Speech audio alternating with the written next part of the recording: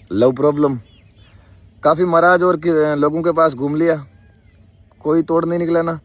कोई बता रहा है वशीकरण है, कोई बोल रहा है अपनी मर्जी से गई है या मर्जी से गया है, कोई बोल रहा है ये उपाय करो वो उपाय करो, वो 3 दिनों में वापस आ जाएगी, इतना पैसा दो उतना पैसा दो, और कुछ नहीं हुआ ना।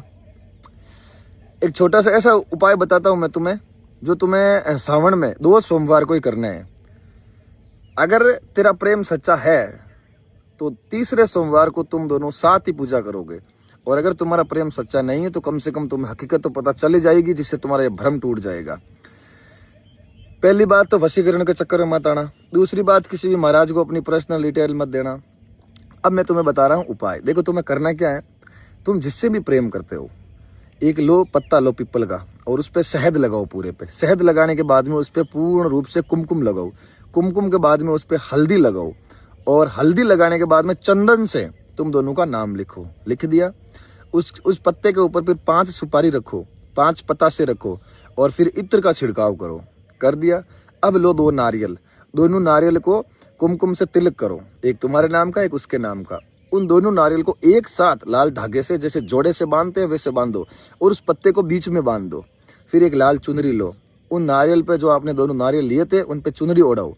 तत्पश्चात उनको एक थाल में सजाओ, एक दीपक जगाओ, और महादेव और महादेवी यानी कि माता पार्वती के मंदिर जाओ और उन्हें वहीं पे ही रख दो।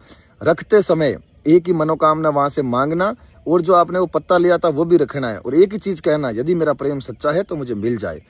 याद रहे, यदि वहां पे शिवलिंग हो तो शिवलिंग पे 2 सोमवार तक लगातार तुम्हें जल चढ़ाना है, और 2 सोमवार तक लगातार तुम्हें ये काम करना है। फिर थोड़ी सी राई लेनी है, थोड़ी सी उड़द लेनी है, 8 चावल लेने हैं।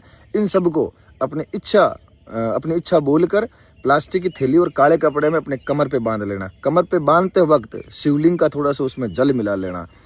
2 सोमवार के अंतराल में यदि तुम्हारा प्रेम संबंधी कोई भी दिक्कत है तो उसका सॉर्ट आउट हो जाएगा, या तो वो आ जाएगी या फिर तुम्हारा भ्रम टूट जाएगा। परंतु याद रहे, किसी के चक्कर में आकर पैसा मत बर्बाद करना। तंत्र और मंत्र से प्यार नहीं आता है, बस आस्था और उम्मीद से आता है। तो ये भी याद रखना कि कभी भी दिक्कत हो तो तुम्हारा भाई बेटा है नागौर में, अघोरी जी राजस्थान आश्रम, तो शुक्रवार शनिवार रविवार को कभी भी आकर मिल लेना। और हाँ, चिंता मत कर, और बोल रहा हूँ, फालतू की टेंशन मत लेना, मैं बैठा हूँ तुम्हारे लिए।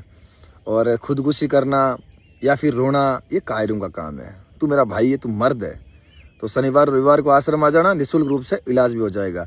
और हाँ, ये वीडियो उनको शेयर करना जिनको वास्तव में ज़रूरत है। तो जय श्री राम, हर हर महादेव, जय जगदम्बा, जय भवानी।